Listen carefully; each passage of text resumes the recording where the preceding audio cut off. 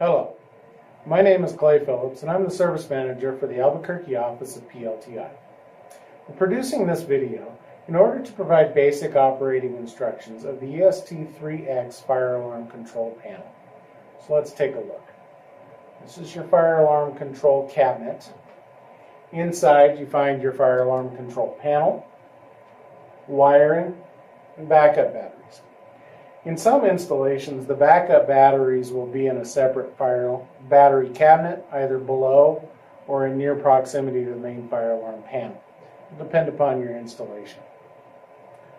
You have your wiring here. Wiring should not be messed with by anyone but an authorized, trained professional. This is your main control interface with indicator lights, display screen, control knob, and buttons. Let's move in a little closer to get some details on the controls. Across the top, you have your indicator LEDs. Alarm, disable, supervisory, ground fault, CPU fault, trouble, and power. In the center, you have your LED display, which typically gives you your time and date, your location title, and alarm history. If there's any events on the system, this will display the details of those events. You have your central control knob here, which is a dual function. If you press it, it has a select function. If you rotate it, it scrolls through your menu. Across the bottom, you have your acknowledge button, your alarm silence button, your panel silence button, and your reset. Now let's go into some detail on these. If you have an alarm on your system, your alarm light will be flashing. This is a red LED. If you have manually disabled any devices on your system, then you will have your disable light. If you have a supervisory event, such as a duct detector or a tamper switch on a sprinkler system, then your supervisory light will be on. If there's a ground fault on the system, this light will be on. If you have a CPU failure, this light will indicate as such. Troubles on the system are here, and then of course the green light for power. Your display screen here will give you event details, such as a description of where the alarm is at. If you have an alarm or a supervisory or a trouble, it will actually show you the information. To acknowledge an event, you press the acknowledge button. To silence the panel after the building has been evacuated or declared safe, you hit the silence, and that will turn off your notification appliances, which is your horns and your strobes. Panel silence will silence the beeping on the panel itself. And then reset to clear the system troubles and to reset the panel. Let's go through some simulations so you can see how things function. First thing I'm going to do actually is unplug one of the batteries down here. This may take a moment, but this is going to show up as a trouble. Panel will start beeping, trouble light will start flashing, information will display on the screen up here.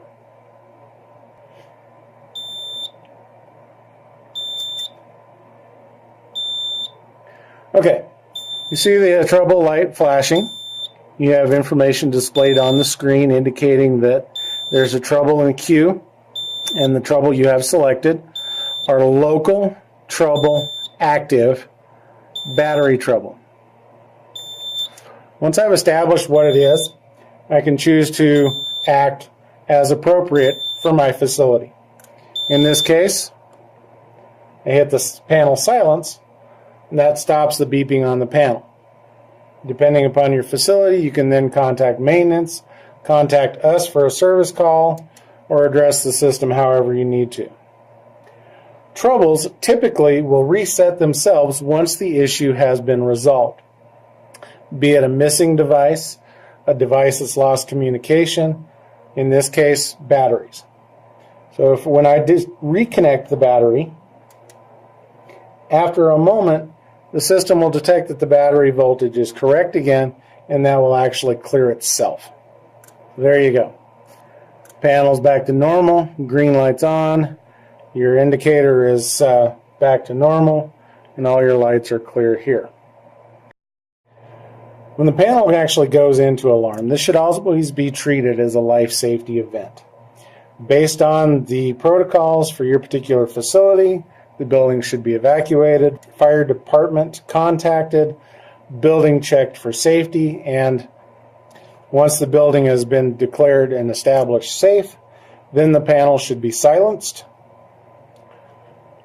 and reset. Now I'm going to simulate an alarm by pulling a pull station. When that happens, your notification appliance will trigger, your horns and your strobes.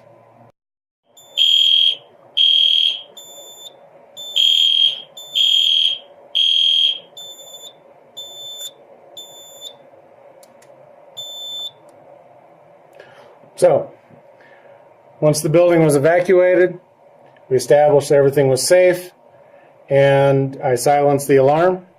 I also silenced the panel. Now that we've established that everything is safe, everybody's evacuated, the building is normal, we can reset the panel. This is done here.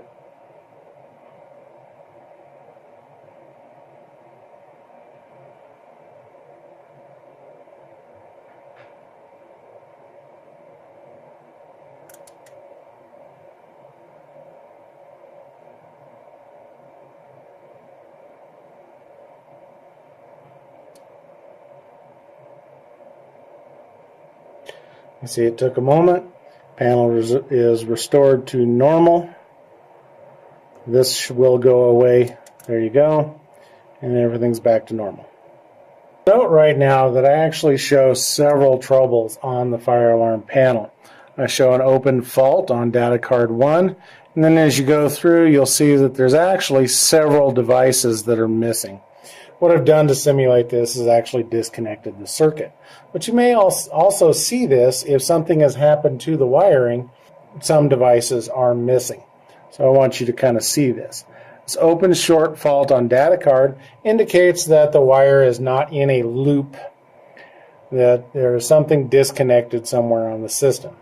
This is a latching trouble. This will not go away until it is fixed and the panel is actually rebooted. This does require a qualified professional to address. Some of the other that we're finding here, main lobby loop pull station, is common trouble active. I'm going to show you how to see a little more detail on some of your devices. Especially with the trouble, this may be beneficial in helping to troubleshoot over the phone with a technician. They may be able to resolve the issue, or at the very least know which parts they need to bring if they have to replace any parts. So we select it up here on the selected trouble, and we're actually going to tap the center button. This brings us our detail menu. We have several options here. If we have an alarm on the system, we can view the alarms, supervisories, troubles, monitors, or we can go to the main menu. The thing we're looking for right now is details. It's device 126, common fault active. This tells me that device number 126 is not communicating properly. And we know why, because I disconnected it. And that's going to be true of all these. You'll see all these details here. Office area smoke detector, restroom hallway smoke, conference room smoke, data room smoke. We try to always put good descriptors to help you know where these devices are located at.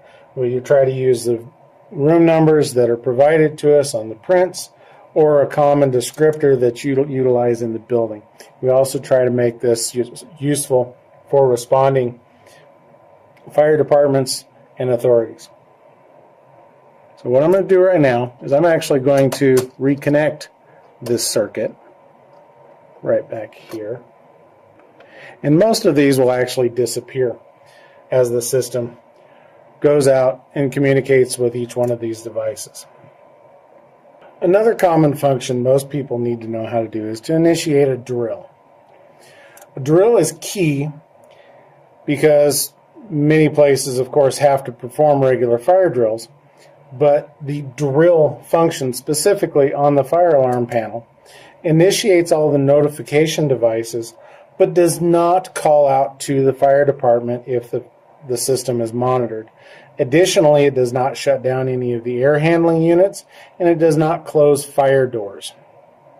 If you need to initiate a drill that triggers fire doors, please contact your service professional so we can instruct you specifically on your system.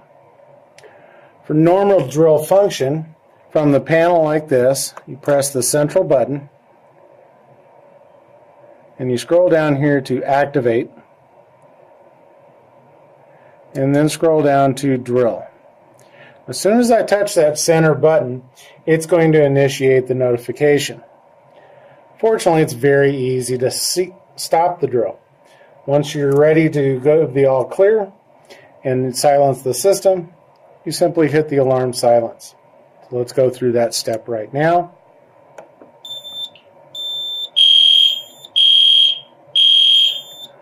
Indicate drill. When I hit the silence, it clears the drill and returns the system to normal. A little detailed information on the events that take place on a fire alarm panel. An alarm, of course, should always be considered a life safety event and treated with absolute seriousness. It should never be taken lightly. If you have a fire alarm system that is given to nuisance alarms, please contact your service provider and allow them to investigate and come up with a solution for those issues. Supervisories should be considered potentially life safety issues. These are issues that, if left unattended, could result in serious issues. As I indicated earlier, tampers, which means your sprinkler system has been disabled and will not function to protect your property, or duct detectors, which indicate that the panel is seeing smoke in your air handlers or somewhere near your air handlers, and that should be addressed immediately. Troubles on the system typically are a maintenance issue. Could be wiring, could be devices that need to be replaced, could be something as simple as a battery that needs to be replaced. These should always be addressed though. Never ignore issues on a fire alarm panel. It is a life safety device. It is there to protect you and your property. Thank you.